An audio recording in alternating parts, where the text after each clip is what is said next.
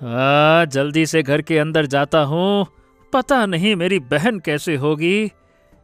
वो दौड़कर घर के अंदर प्रवेश करता है।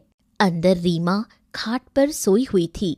उसका चेहरा बहुत शांत और सुंदर लग रहा था। अरे हाय हाय हाय हाय हाय, देखो तो सही, देखो तो मेरी बहन कितनी सुंदर हो गई है। नजर ना लगे इसको। आज 9 वर्ष बाद इसकी सुंदरता तो और भी ज्यादा हो गई है। हाँ चलो, जल्दी से ये दुपट्टा मैं अपनी बहन के ऊपर डाल देता हूँ। फिर जैसे ही मेरी बहन ये दुपट्टा देखेगी तो खुश हो जाएगी। विनोद चुपचाप दुपट्टा उठाकर रीमा के ऊपर डाल देता है। तभी रीमा की नींद खुल जाती है। तुम कौन हो और यहाँ क्या कर रहे हो? बचाओ बचाओ, कोई है, मुझे बचा लो। कोई मेरे घर में घुस आया है और मेरे ऊपर चुनरी डाल रहा है। अरे चुप चुप चुप। अरे तुमको क्या, अरे तुम इस तरह से चिल्ला क्यों रही हो? सुनो मेरी बात, मैं तुम्हारा भाई हूँ, पहचानो, देखो। और चिल्लाना बंद करो, गांव वाले पता नहीं क्या समझेंगे। चुप हो जाओ, देखो मैं तुम्हारा भाई हूँ। नहीं, मैं रीमा हूँ। और तुम कौन हो और मेरे घर में इस तरह क्यों घुस आए? चले जाओ यहाँ से, वरना मैं तुम्हें पकड़कर मुखिया के पास ले जाऊंगी और मुखिया तुम्हें कड़ी से कड़ी सजा देंगे। अरे देख बहन, मैं मानता हूँ कि तुम मुझसे नाराज हो। मैं तुम्हें छोड़कर चला गया था, लेकिन इस तरह तो मत कहो। तुम मुझे पहचानने से इनकार कर रही हो। ऐसा मत करो, वरना मेरा दिल टूट जाएगा। मैं कितने प्यार से तुम्हारे लिए दुपट्टा लेकर आया था। 9 साल तुम्हारी यादों में रहा कि तुमसे मिलूंगा, और आज तुम एक धोखेबाज हो और तुम मुझे प्रेम जाल में फंसाना चाहते हो। चले जाओ यहाँ से। ये कैसी बातें कर रही हो तुम बहन? मैं तुम्हें बहन बहन कह रहा हूँ। कौन सा प्रेम जाल? तुम मेरी बहन हो, बहन, और तुम मुझ पर उल्टा इल्जाम लगा रही हो। क्या बात कर रही हो ये तुम? रीमा रोते हुए झोपड़ी से बाहर निकलती है और जोर से चीखती है। तभी गांव वाले इकट्ठा हो जाते हैं। अरे ये क्या हो रहा है? मारो इसको, मारो साले को, मारो साले को। आह आह आह आह। अरे हरिया काका, आप मुझे मार क्यों रहे हैं? और ये देखिए, ये मेरी बहन है, ये मुझे पहचान नहीं रही। इसको हो क्या गया है?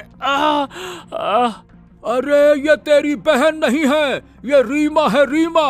और इसकी माता की शादी दूसरे गांव में हो गई है। और तुम्हारी हिम्मत कैसे हुई इसके घर में घुसने की, है? अरे ये कैसे हो सकता है काका? मेरी बहन इसी घर में रहती थी। ये तो मेरे माता पिता का घर था ना। अगर आप लोग कह रहे हैं कि मेरी बहन नहीं है, तो फिर मेरी बहन कहाँ है और मेरा बैल कहाँ है? वो कहीं दिखाई नहीं दे रहा। वो दोनों कहाँ चले गए? भीड़ में से एक बूढ़ा व्यक्ति आगे आता है। ए बेटा, तुम तो जानते हो तुम्हारे घर की आर्थिक स्थिति कितनी खराब थी और तुम्हारे घर में बहुत कर्जा हो गया था। इसी वजह से तू पैसे कमाने के लिए दूसरे गांव गया और आज पूरे 9 वर्ष के बाद आया है। इसके बाद तुम्हें नहीं पता कि तुम्हारे परिवार के साथ क्या क्या हुआ है? काका, उसके बाद क्या हुआ मेरे परिवार के साथ? पूरा सच बता दीजिए, वरना मैं अपने आप को कभी माफ नहीं कर पाऊंगा। क्या हुआ है काका, बताइए। बेटा, तेरे पिता तेरे जाने के बाद मुखिया के घर में चोरी करने के लिए गया था, जिस वजह से मुखिया ने तेरे पिता और तुम्हारी माँ दोनों को मारते मारते मारते मारते इतना मार डाला और फिर ये घर रीमा के माता पिता को बेच दिया। क्या? और मेरी बहन, वो कहाँ है? वो कहीं दिखाई नहीं दे रही काका। तुम्हारी बहन बेटा, तुम्हारी बहन को भी मुखिया ने किसी दूसरे गांव में बेच दिया या उसको मार दिया या क्या किया, आज तक गांव में कोई नहीं जानता है कि तुम्हारी बहन के साथ क्या हुआ है। हरिया गुस्से से आगे आता है। अरे बस, बहुत हो गया काका। जो इसने अभी किया उसकी सजा इसको मिलेगी। एक जवान लड़की के घर में घुसने की इसकी हिम्मत कैसे हुई?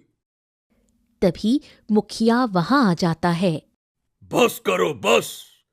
ओ, देखूं जरा तेरी शक्ल। वाह, बिल्कुल अपने बाप की तरह दिखता है और अपने बाप की तरह हरकतें भी हैं तेरी। चोर तेरा बाप भी और चोर उसका बेटा भी। क्यों रे, तू हमारे गांव में आ गया है फिर से चोरी करने? चलो इसको बांधो और बांध कर इसको मारो, ताकि इसके बाप का किया हुआ कर्म इसके बेटे को भी भुगतना होगा। मारो इसको। अरे बस बस बस बस बस, ए मुखिया, इसको छोड़ दे। इसके पिता ने जो किया था उसकी सजा तुम इसको क्यों दे रहे हो? ये तो यहां पर था भी नहीं। ओ काका, चुप हो जाओ।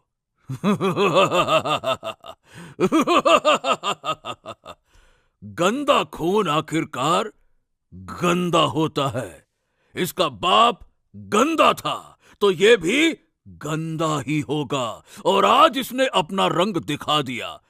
एक जवान लड़की के घर में घुसकर गंदी हरकत करने गया था ना। मारो इसको, मारो।